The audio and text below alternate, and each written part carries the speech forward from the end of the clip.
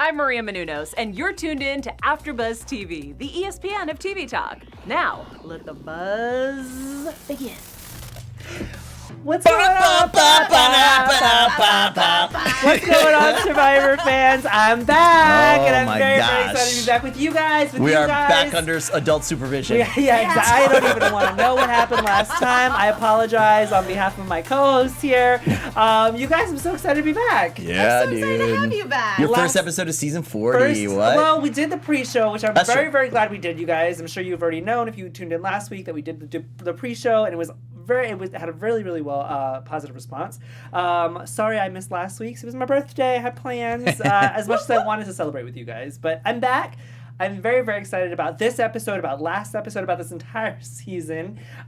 First off, introduce yourselves to our viewers, you guys. Hi everyone, Veronica Valencia here. Clap, I love this. That was perfect because I had a little burp there. What's up, guys? Mike Thielen coming back. I'm pumped for this episode, Timmy. And I'm Timothy Michael. I'm very excited, like I said, to be back. What were your overall thoughts of the episode, you guys? I really like this episode. Winners at War, this season just keeps surprising me because I can't believe certain people who I thought were obvious targets are still in the game, and I like seeing players who I personally have always rooted for and really like doing well. I think, and I do like the Edge of Extinction twist, and we'll definitely get into that, but overall I thought it was a fun episode. Yeah. I just saw myself on the feed. I really do look bummy here in my shirt right now. That's awesome. Survivor mode. Yeah. I know. Well, this shirt was obviously my luxury item and the only thing I was able to bring in the studio today. Thank you. I love this episode. I love specifically about this season that it's just go, right? And that's what I was really missing, and I think all of us were missing last season of let's get strategy, let's go, get alliances, and not so much of the kind of the awkwardness and the weird storylines that they unfortunately had to take with season 39. This is straight up like cutthroat playing, and that's really what I love to see. Yeah, I completely agree with you both. Veronica, I definitely understand your sentiments on how our power players still, not even targets, I can understand why they're still in the game because it is still early. Only 3 people went home so far, but how are their names not in anybody's mouths? I know. It's baffling to me. And I agree with you, Mike. We talked about last season how people come back and it's like, oh, are you playing in 5th gear right from the start? These guys are. And I feel like I don't need to ask you guys what your overall thoughts of the episode are anymore because this is a season of winners. And every episode I feel like is going to be fire. I mean, Rihanna B in the chat is right on. There will not be a dull episode this season. I don't see how there could be. Exactly. Yeah. Like I said, our winners are back in full force. People are finding hidden split immunity idols left and right. People are building fruit catchers and ladders. I mean, there's a lot of stuff going on in the episode. Let's talk about it. Let's go in depth, shall we? So day 4, we're already on day 4. Can't believe it since I missed last week. Let's talk about the Silly tribe. It's the blue one for those of you who don't know the tribe names yet. Is that, hold on, is that like, that to me is a real recent thing with Survivor with the last 2 seasons. I can't remember the tribe name. Maybe it's just that my memory is just dying on me, but I feel like in the beginning I knew Tagi, Pagong, like all these different tribe names. I feel like it's less and less important in recent seasons for some reason. Well, to be perfectly honest, I think that there are definitely, especially in later seasons, that go with a gimmick. So you tend to remember the tribe names based on like millennials, Gen X, Davids, white Goliaths, collar, white collar, blue collar, as opposed to their actual tribe names. Right. Yeah, and in this one you kind of have to remember the tribe names because they're all winners. So it's like you can't say the winners tribe, the losers tribe. I mean, they're all winners. Yeah. I mean, you could just say Rob's tribe and Tony's tribe. Rob's tribe and Sandra's tribe. Sandra's Tony's That's true. Excuse you. That's true. I love Tony's stuff. I don't know. Okay, well, we'll talk about that because he does have a little fun in this episode. Amber and Natalie, let's talk about Edge of Extinction Island, shall we? The ladies are there. Amber is really thankful about Edge of Extinction Island because she feels like she has a second chance to play the game after being voted out. Obviously, that's what everybody's thoughts are going to be, at least as winners, I would think. So we already saw what Edge of Extinction Island does to people who have never played this game before, and some people quit. Do you think that any of these winners will wind up raising their tail? Oh, no. No way. No way. We're reamed the entire way here. Well, just another reason about that, too, is some of these winners have put a lot on the line. I obviously know Rob and Sandra constantly talk about how they left their 4 kids behind. Rob and Amber. Who did I say? Sandra. Yes. Yes. Also, Yeah. she's a close family friend. Also that. Close close to that, my friend. Yes. Not anymore. Many contestants put a lot on the line, and I can't see them wanting to give up their chance to play. And I think this is a big part of why Edge of Extinction is in this season, because it would be such a bummer if you gave up all of this just to go home on day 2, day 3. Yeah. No one's given up in this. Right. I mean, they're the whole point is that they've won already. Nobody's going to give it. Something drastic would have to happen. Yeah. Or something happens back home, or a medical injury or something like that for someone to give up. These are not wussies. Let me ask you guys this, just because of what Veronica just said. We're in the winner this season with all winners right now. Would you guys think it would be fun to see a season where all the people who were voted out first come back? Never. You don't think that it should be called like Survivor Second Chance or something like that? That was Cambodia. Yeah, but like now, because of, I mean, it's like here's the winner's season. Okay, so I'm kind of being jokey. Here's the honest answer. I don't know, because we don't really know anything about those people. Right, so I don't know if they're interesting characters or not, or if they are really strategic or whatever.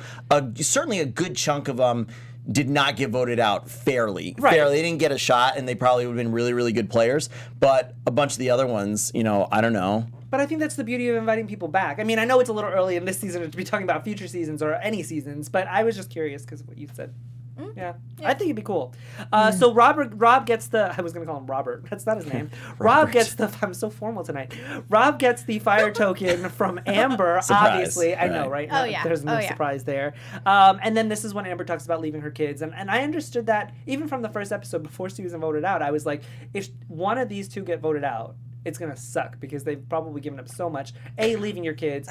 B, having to find somebody to watch your kids. But, I mean, come on. Whether you're voted out or not, it's the exact same thing with the kids. Who cares? In the first episode, she was like, this is great. I don't have to plan dinner. I don't have to do anything. So it's like, okay, that was like 2 days ago or whatever. Now we're upset. Look, they're on a vacation. Yeah. They're on a vacation. Yeah. I did say, I mentioned this last week as well, but I think that little do the players who are still in the game know that either having Rob or Andra. Yes, you're doing great. Sandra keeps coming to my mind. She is part of this right now. No, either having Rob or Amber on Producer Edge. Ryan, roll Maria Menounos back in. You're tuned in. No, having one of them or the other on Edge is very dangerous because of the chances of advantages in the game. They can directly work together. Yes. So it's really scary. That's actually a really interesting point, Veronica. But I don't think that people who are going to Edge of, or the people who are sending these people to Edge of Extinction Island know. Oh, no, they don't. That they're getting advantages, Not except yet. for the people that actually get the advantage, and they're like, Right. oh, cool, somebody's giving me something. Right. So that person will have, like, if two people are working together, they know that there is a pair out there, and that person gets voted off, and the person who already received an advantage from Edge of Extinction Island knows that that person's probably going to get something. Right. Which I think is really interesting. It's a good point. Let's talk about Ben and Denise. Ben is working on a social game this season, which I really, really enjoyed because I didn't realize how much of a social game he was lacking the first time. He was really all gung-ho. He pretty much won his season because he won all of those immunity challenge, the individual immunity challenges to get him to the end, because he was a target on a lot of people's, he was a big target on a lot of people's minds. And he would have probably went home had he not won all of those immunity challenges in a row his season. So it's nice to see him kind of step out of his box and play a different game than when he played the first time. And Denise winds up finding the idol that he is teaching her how to look for, which I thought was really funny. But it's not just a regular hidden immunity idol. Like I said, it's a split immunity idol, so she has to find somebody to pair it with by sundown. I liked that rule because it adds the pressure on these winners to find somebody today and not, I'm going to think about it and blah, blah, blah, which is why I think Danny made her choice. We'll get back to it. But did you think that it was surprising that she didn't automatically give her half to Ben?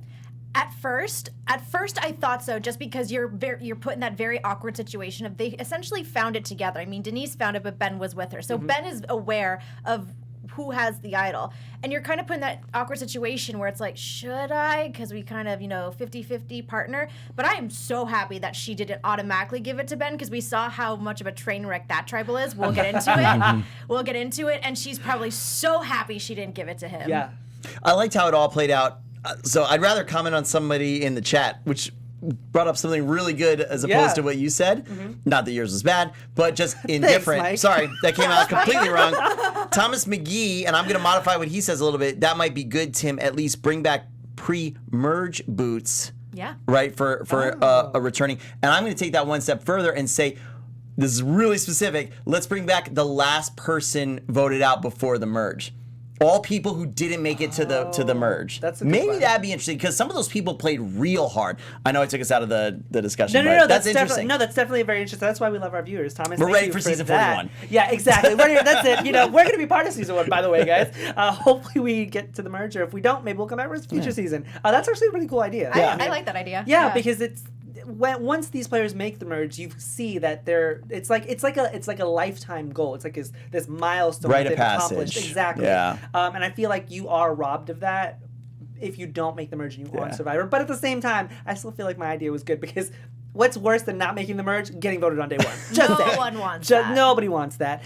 So Ben and Denise used this split hidden immunity idol to bring in Adam. Yeah. Do we trust Adam? Because to me, he's a little, and I'm going to say this word, and I'll probably get a lashback at it. Here we go. Weaselly, Yeah. right? You're Like, I probably feel saying like that he'll because he's turn- small in stature and he's intelligent and I think crafty. Yeah, maybe that's So it. you turn that to Weasley. I just feel like he will turn on you in an instant. I don't think he's as untrustworthy as you're making him out to be. I don't think Adam is untrustworthy. Well, he might be untrustworthy in the sense that he's very messy with his gameplay, and this is just going off of millennials versus Gen X, not game changers. He was just a very sloppy player. He made it to the end, but he did make a lot of mistakes, and I don't think he's necessarily like untrustworthy or suspicious because he kind of wears his gameplay, his strategy on his sleeve sometimes. I think he's a good get. I think with all these all-stars, you want to try to get people that really fill out your weaknesses. And that kind of social, really intellectual game is probably a weakness for Ben, even though it doesn't seem like he wants to admit it but I think it's really good. Sorry, actually flip that. Ben is pretty aware. Sorry, Adam on the flip side, who doesn't really want to bring in Ben or join along with Ben. It's like, bro, you wouldn't have had this immediate idol if it wasn't for Ben. Ben is bringing the physical stuff that you tend to not really have. So both you and Denise kind of can work off Ben and vice versa. So I think the three of them are a pretty good group. Yeah, I'm excited to see where it goes. I think Ben needs to be careful, though. I really respect someone coming in and wanting to change their game, like Sarah did with her season and, how Ben's trying to do now. I love that. Yeah. But he needs to be careful because he is seen right now as a wild card, and he just kind of talks himself into bad situations. So He's too awed by Rob. Yeah, Ben is so personable, though, based on just the the tribal council. He is just such a lovable guy. I'm kind of jealous that he's not on my fantasy draft. Speaking of fantasy drafts, you guys have lost 2 people already, so there's that. I've lost 2 people. These people have not lost none. I would just like to chalk it up to the fact that I pick threats. So poorly. So poorly. So poorly. Let's talk about Yule for a second. And I'm only going to bring up Yule because I know that he is your favorite player, my or favorite. one of I your love favorites. He is trying to get this breadfruit, and he makes like a little fruit catcher, if you will. Here's my thing with this. Yule is complaining about how he's losing so many calories because he's on Survivor. And this is not the first argument. This is not the first time we've heard this complaint from Survivor players, especially the men that are physically fit. Now, here's my complaint. A, you've played this already. B, why are you complaining about this? Because you know what you were getting yourself into. You know that you're not going to be consuming 1,800 to 2,000 calories a day like you'd probably do at home. So why is this even a discussion? You knew that you were going to lose weight. And you want to thought sit there and be about like, this more than I anybody did, else. Because I this did isn't, not think because about this isn't the this. first time that we've heard this argument. We've seen all of these like players who have been physically fit, and it might be hating. I might be hating you guys, but these guys are just like, on the breadfruit. I need calories, and I need to win a reward challenge because I'm losing so many calories. And I'm like, what? It's Survivor. What did you think you were getting yourself into? I didn't go that deep with it. I was I'm like, sorry, Yule's bored and hungry, and he was like, He there's just made breadfruit. comments. And then this is Yule just being Yule and like mathematical, saying, well, I'm probably actually exerting more calories than I would get with the breadfruit, but whatever, I'm in it and doing it now. Like, I don't know. You took it real. I was annoyed. Real strong. Clearly, I was Wow. very annoyed. I want to talk about Kim as well. So Kim feels like she's on the bottom, and that leads her to listen to her inner voice, if you will.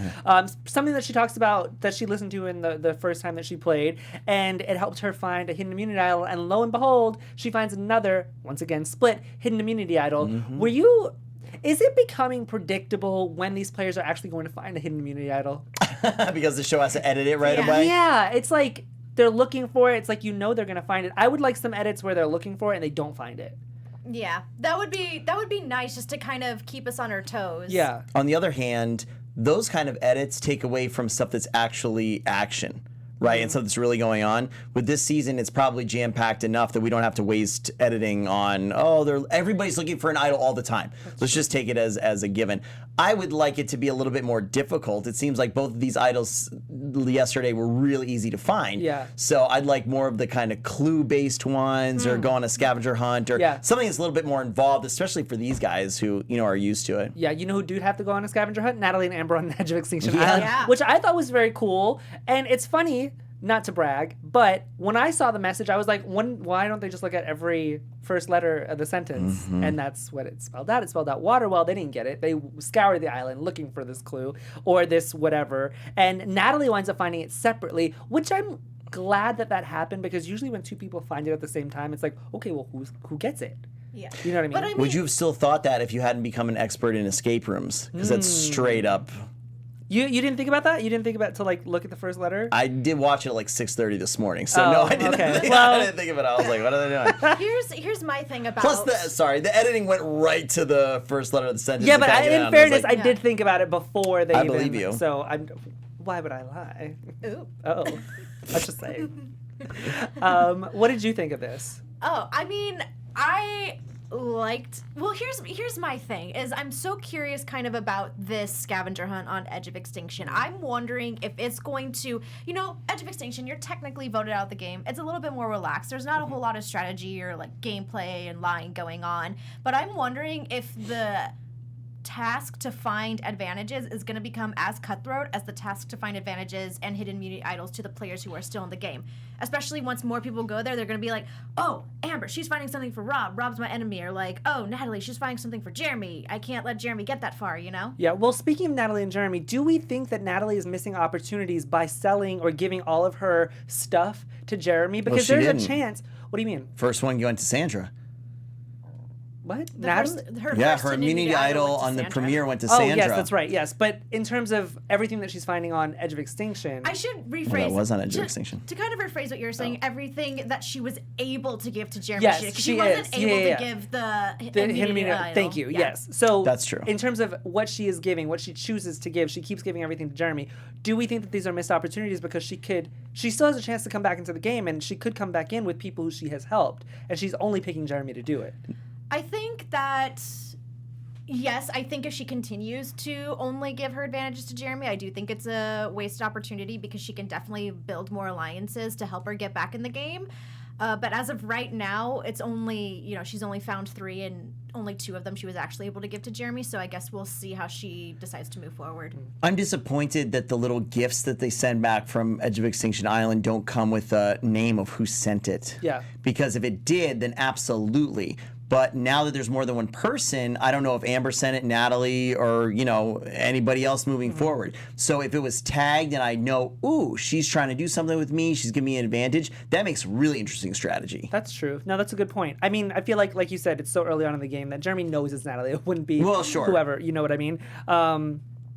And I think that Natalie is the only person on that tribe who has went home, so Jeremy obviously knows that it's her. Well, Amber wouldn't be sending him something because they haven't worked together. Let's talk about Tony really quick. Tony builds a ladder, almost dies, almost wants to kill his tribe members. That's fun. But him and Sarah kind of get this Cops R Us thing back up and running. Let's go. I know. I don't like this. I think that this is... It's not going to work. No, it's not going to work. I feel like this is exactly why... if you guys remember the first season that they appeared on together, they tried to keep the fact that they were cops down low because they didn't want people to be paranoid about them being cops. Right. Now, everybody obviously knows that you both are cops. Everybody obviously knows that you guys have this camaraderie in being a cop. Yeah. So why would you even bring this up? I thought it was an amateur move on Tony's part, and I think it's an even more amateur move on Sarah's part for going along with it, because the first time that this happened, she went home. She went home, and then, she even said in this episode she has to distance herself from Tony, because if we're talking relationships being the basis for someone to go home, Granted, yes, when they played their seasons, they may have not necessarily been working together, obviously, but they are the two people who played the most seasons together. Yeah. Every single one of their seasons they've played together. And so how they played in the game, that has still formed a bond between them in the game and outside of the game. Yeah. So she's trying to stay away from him. And so for her to go along with it, it does seem kind of foolish, but I think she's trying to keep her options open, while Tony, I think, is just trying to find an ally because he's really trying to change his game. I agree. I do agree with that statement. I do think that Tony is trying to change his game. He doesn't seem as conniving and crazy as he has played aggressive. in the past. Yes, I agree. Aggressive is I like it. I like the Cops Are Us. I like that they're trying to keep it on the down low. That makes a lot of sense. You got to try to get any advantage you possibly can. It's possible that they come out with a genuine relationship and they actually try to keep it together. Yeah. I think it can completely happen, especially since they're keeping it real secret. And there's really no harm, I think, for her going along with it. Because what are you going to tell him? No? In the 30 seconds that you guys are actually talking, because you've kind of agreed, let's not hang out with each other because everybody's going to know. Of course, you're going to say yes. So let's see what happens. There's see how it shakes out. obviously a difference between being like, yeah, I'm totally for it, and then going to camera and being like, he's crazy. I'm not going to be a part of that. You know what I mean? She was, even on camera, was like, oh, yeah, I totally want to do this. This is going to be great. She did admit, but they're not naive, and I don't think she was naive to the fact that this hasn't worked before. I'm a little cautious, but what else are you going to do? If someone, I think it was Rob. I don't remember who. Somebody in the chat put who said this, but maybe multiple people, and V Squared will get it. Multiple people have said, if someone offers you an alliance, you take it. Yes, I'm going to do it. Yeah. You're never going to say no, because then you're immediately a target. We've all talked about that. We talked about closing doors on people all the time. I mean, every season, it's like you should never do that. Even if you have had words with this person, even if you hate this person, if they come to you, keep that door open because you don't know what that person could do for you. Yeah. I want to talk about the immunity challenge. So Rob gets his first lick at the call. He sees that Amber is the person who went home, just like he thought. Yeah.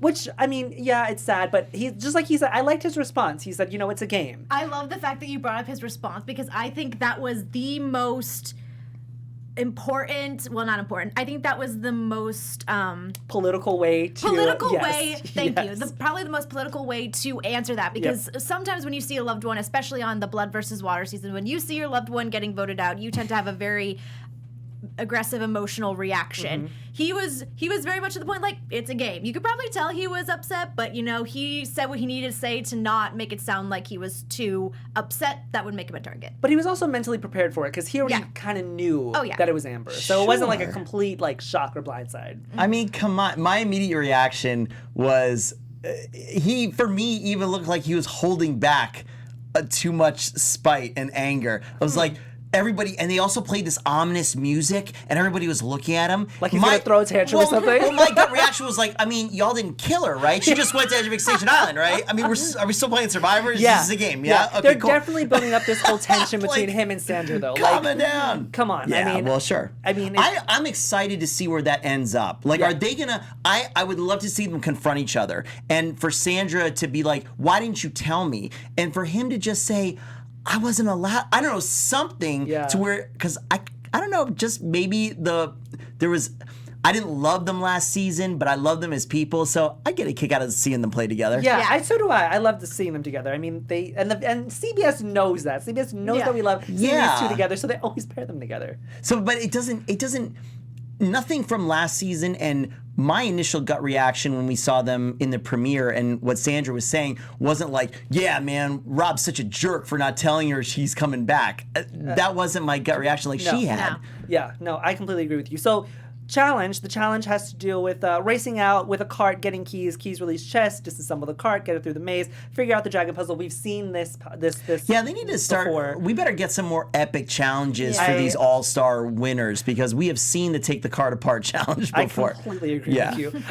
Pretty much nothing really stood out to me except for the fact that Rob really, really messed up doing this puzzle with Denise. Pretty much it was a landslide. I mean, DeCall wins. They pull way ahead. Do we think it was because he was thinking about Amber going home? Possibly. I think that was definitely preoccupying his mind.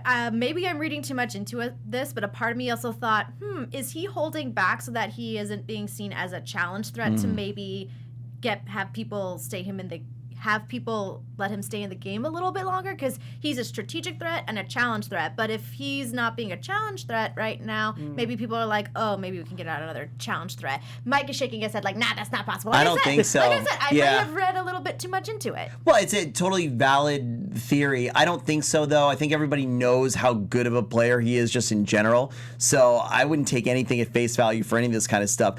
I think this was completely at face value. He thought if we organize it by color, we're going to get it up super quick and they're going to be jumbled around. I think maybe he thought the puzzle was actually more difficult than it was, which is why they were able to just put it together no problem, and he tried to get a real strategy.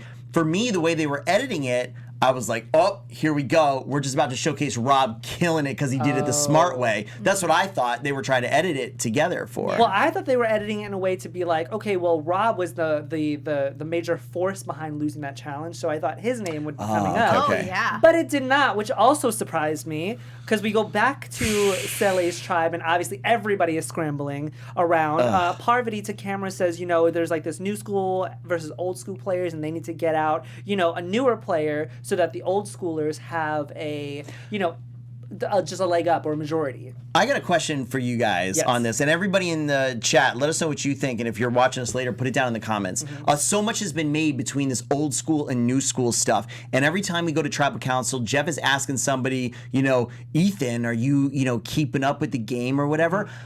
We talked about it on the pre-show. And to be honest, I don't remember what I said. My idea right now, I don't think it mattered. I think they're putting way too much into this. Yeah. You've watched the show. People are like, Ethan's not used to finding hidden media dials. You mean looking for a colored sack in a tree? Like, it's not like there's anything crazy going on. Yeah. The response to that would be, you also don't quite know what it was like to starve like Ethan did, because I feel like they gave them a lot less stuff on the OG seasons, okay? Oh, yeah. They were rugged. They had an outfit, maybe, right? That was when Survivor was like about surviving. Truly surviving, yes. exactly. And battling the elements. It wasn't beautiful Fiji every day. Right. Where just they get as rain. So the whole thing to me is kind of bunked for Ethan that. had to deal with lions. No, that's what I mean. Oh. That's what I mean. Nuts. Like, he had to deal with a lot of stuff. The and it's thorny thing, like... Now.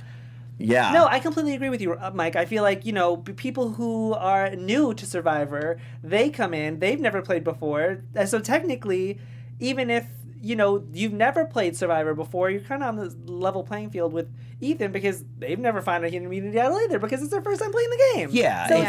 So I do agree with you that they're putting way too much pressure on it. This is too much of a topic. Anyway. Yeah, no, I completely agree with you. So Danny is getting very paranoid because everybody is going around talking. This was so frustrating. It was very hard to watch. She's someone who also talks herself into trouble. In the very first episode, she brought up Rob's name.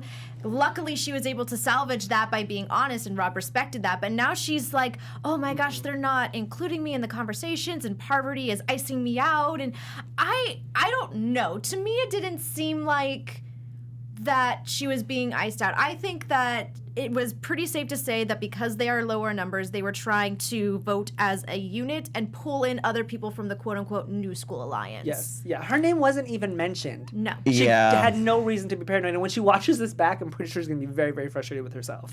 She scrambled way too much, way too quick on just random paranoia. And the paranoia is real, and probably...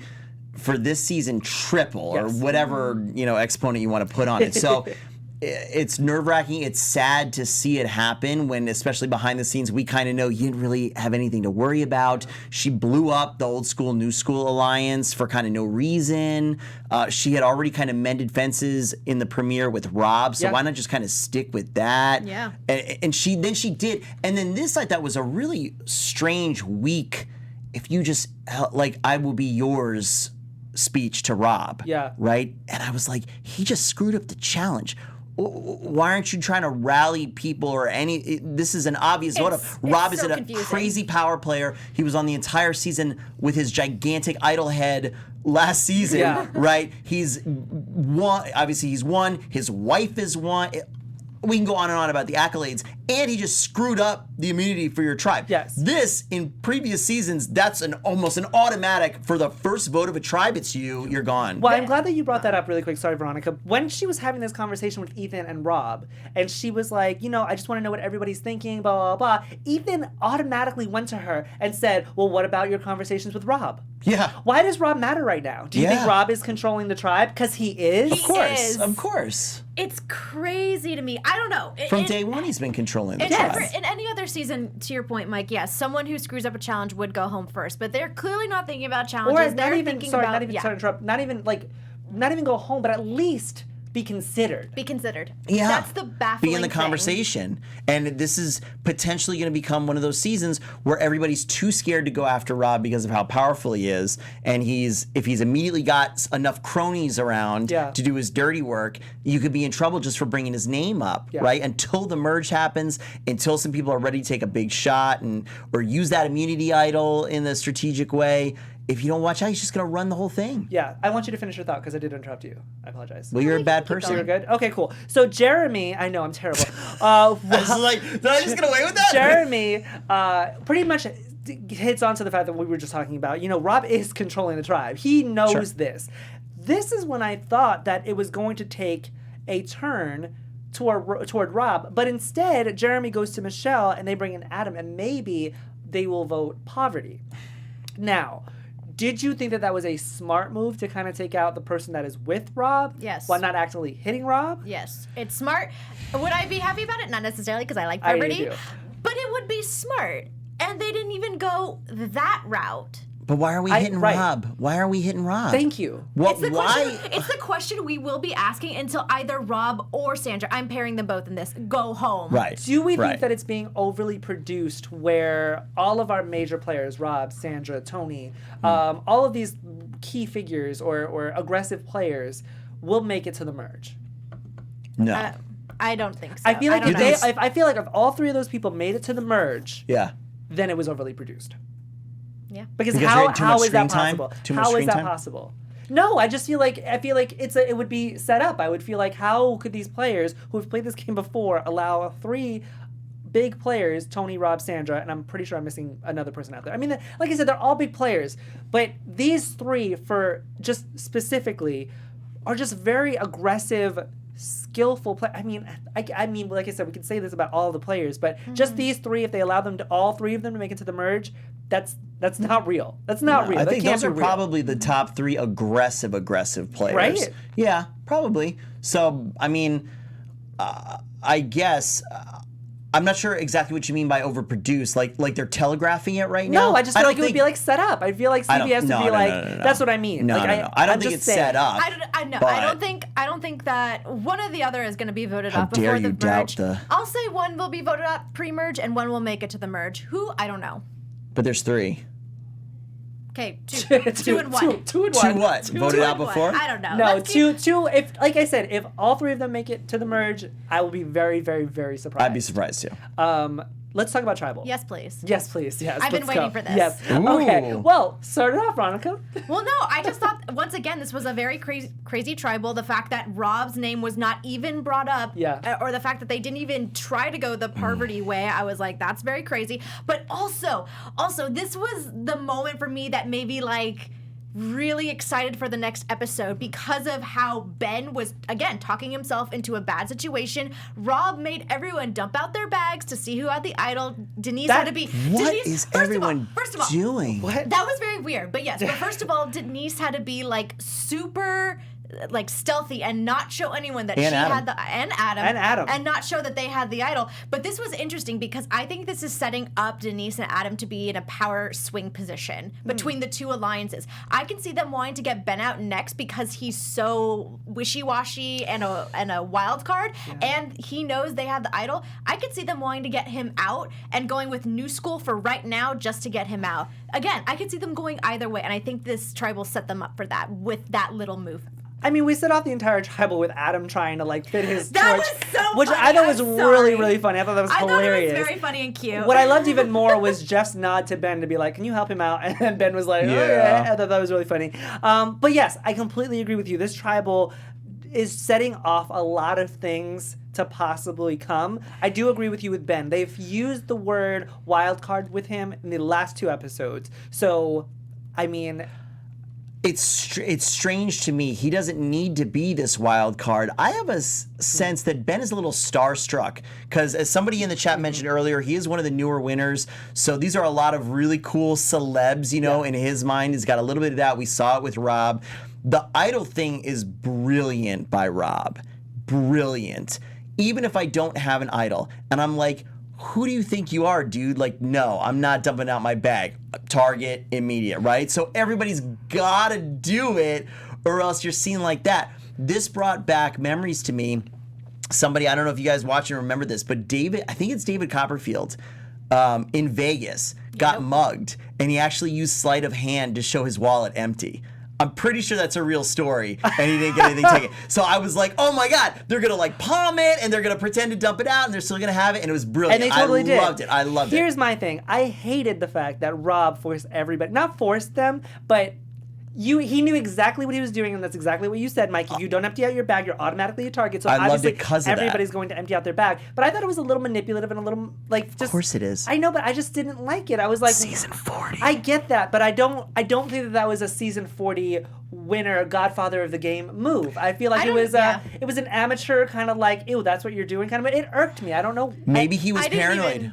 Maybe he was paranoid. He's definitely paranoid. That was a definitely paranoid move. Everyone is paranoid, but honestly, I don't really care one way or the other if their bags were empty out. I was just caring about what Denise was doing. Yes, same. No, and the way that she did it was very, very clever. Her and Adam both, but they really focused in on Denise. She had that. Adam was all the way in the end, luckily, and so was she kind of. So I think that also helped. But she stuffed that real quick in there. She's like, no, we're gonna. I'd like to see a reverse shot. Okay, because one camera is dead on Denise. Yeah. Because they all know that she's got it. So I'd like to see what that looks like from the player's perspective if you look over there. And what do all the cameras look like? Could you tell who they're focusing on? Super I don't know. zoom. Yeah. That'd be pretty interesting. But maybe he is not only paranoid just in general, but specifically for this tribal because Rob lost immunity for them. Maybe that's why he felt like I need to do some big statement, something crazy. And then Ben, I mean, we joke about Mike's tips on this show, but this is we've done this one before. You're a tribal council. Shut up. Yeah. Shut up. Yeah. And it's just like, I forget where I saw this recently. Somebody talking about witnesses at court. When the lawyer asks you a question, just give the answer and then be quiet. Elaborate, They expect you to elaborate and incriminate yourself or give you all these extra. If Jeff asks a yes or no question, the answer is yes or no. Well, that was the edited version. Don't forget, this probably went on for hours. So, dude, stop. You're just digging a hole for no reason. Yeah. And then with the scramble, everybody whispering and stuff. That whisper was all about the bag, by the way, because Rob started it. He whispered it to Jeremy. He probably said, "I'm going to have everybody dump out their bags," and Jeremy was probably I think that's exactly what that was. Oh, it could have been. I thought it was. Was Hey, that let's switch our before vote the to bag? Ben. Yes. I thought it was right. I thought it was after about Ben when going. It was after, and I'm pretty sure that's what he was whispering to everybody. Okay, He said, we're going to dump out our more bags sense. to flush it out. So the votes came in. Danny's voted out. Parvati's name came out once. They didn't read the other votes, so we don't know for unfortunately, she is voted out. We knew that was coming. Really wasn't a surprise. Wasn't really that much of a blindside. It could have been avoided. It could have been avoided. I think this is a definite definition of just shooting yourself in the foot. That's exactly what she did, and I feel bad for her. But she has a chance to get back. She goes to Edge of Extinction Island. She gives her fire token to Denise, which I thought was interesting.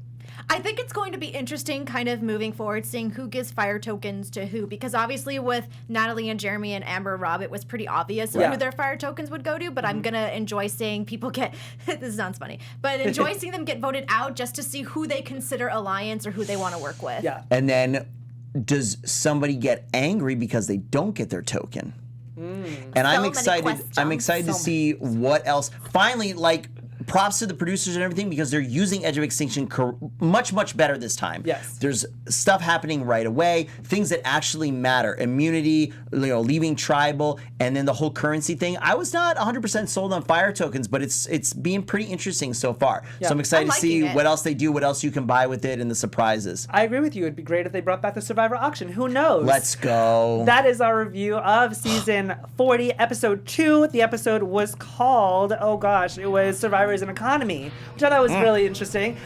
Tell our friends where they can find you guys. Hey everyone, you can find me, Veronica Valencia, on Twitter and Instagram at It's Me, Veronica_V. Let us know what you think is going to happen next week in the comments, and let us know who your MVP was for this week's episode. Oh, we didn't do MVP. No, we didn't have Oh my God, time. quick, go do it. Oh, my MVP was, oh gosh, I don't know. You put me on the spot. Janice! Rob. Oh, What's gosh. up, everybody?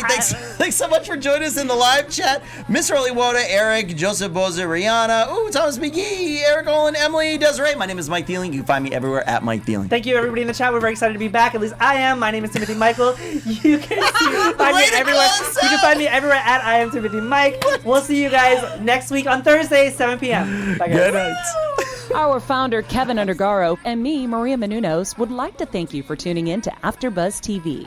Remember, we're not just the first, we're the biggest in the world, and we're the only destination for all your favorite TV shows. Whatever you crave, we've got it. So go to AfterBuzzTV.com and check out our lineup.